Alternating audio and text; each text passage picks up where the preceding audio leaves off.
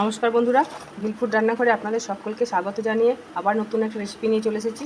আজকে পটলের চপ বানাবো। তার জন্য পটলটাকে দেখুন ছাড়িয়ে নিয়ে তারপরে ভিতর থেকে এর বীজগুলো সব বের করে নিয়ে ফাঁকা করে নিয়েছি, আর একটু লবণ আর হলুদ দিয়ে এটাকে ভিজিয়ে রাখলাম। তারপরে ভাজা মশলাটা বানিয়ে নেব। এবার দেখুন, জিরে, মৌরি, ধনে, তেজপাতা, শুকনো লঙ্কা আর এলাচ আর লবঙ্গ, দারচিনি, আর এখানে নিয়েছি বেশি পরিমাণে 1.5 চামচ মতো গোলমরিচ। এগুলো সব একসাথে ভেজে নেব।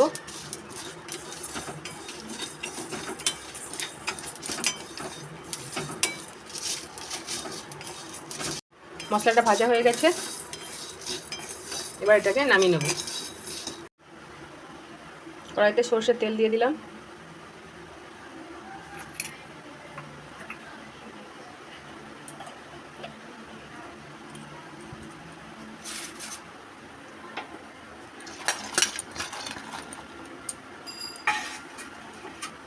পটলগুলো তেলের মধ্যে একটু ভেজে নেব।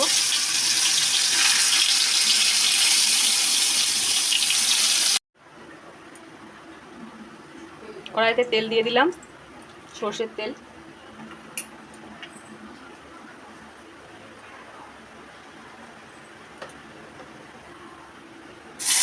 আদা বাটাটা দিয়ে দিলাম, এটা 1 চামচ আদা বাটা, আদা লঙ্কা বাটা, একটা কাঁচা লঙ্কা দিয়েছি।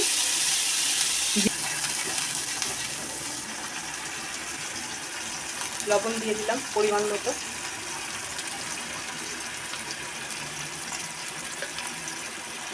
আর একটু হলুদ দিয়ে দিলাম।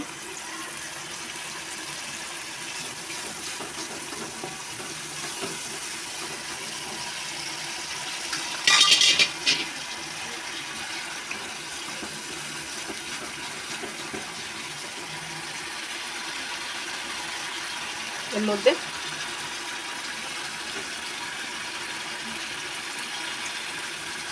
মাঝারি সাইজের 2টো আলু নিয়েছিলাম, সেটা দিয়ে দিলাম।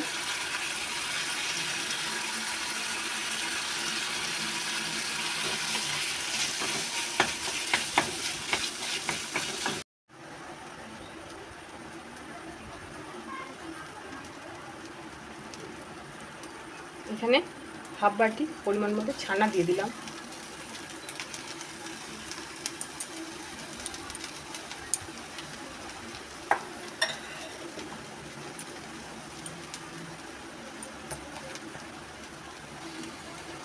এখানে 1 চামচা ভাজা মশলাটা দিয়ে দিলাম।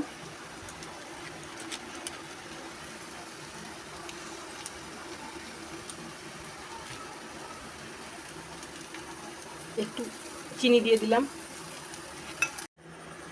পুরটা বানানো হয়ে গেছে, আর এখানে দিয়ে দিলাম একটু বাদাম, শুকনো খোলায় ভেজে রেখেছিলাম, এই চোকাটা ছাড়িয়ে দিয়ে দিলাম।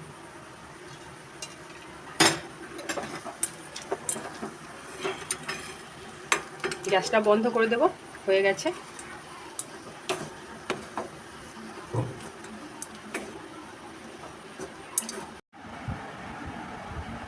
পটলের মধ্যে এভাবে এই পুরগুলো ভরে নেব।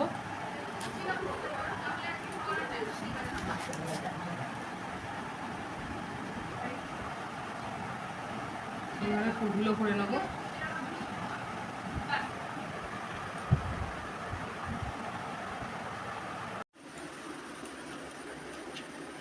পটলগুলো সব পুর ভরা হয়ে গেছে।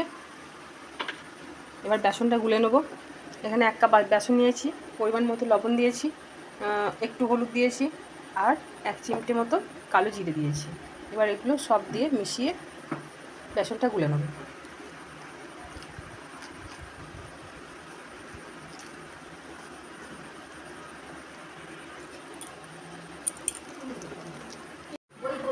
কড়াইটা গরম হয়ে গেছে, সাদা তেল দিয়ে দিলাম কড়াইয়ে।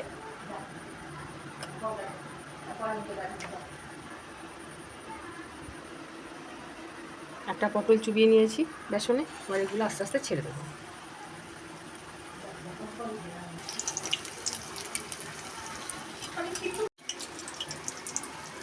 দেখুন খুব সুন্দর কালার এসছে। আজকে যেহেতু নিরামিষ দিন, তার জন্য আমি সবটা নিরামিষভাবে বানালাম। আপনারা প্রয়োজন হলে পেঁয়াজ রসুন দিতে পারেন।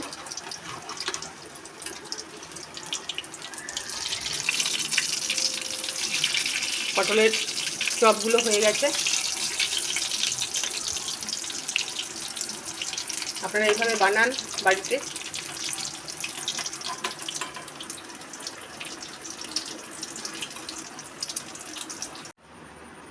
দেখলেন কিভাবে বানালাম পটলের চপগুলো।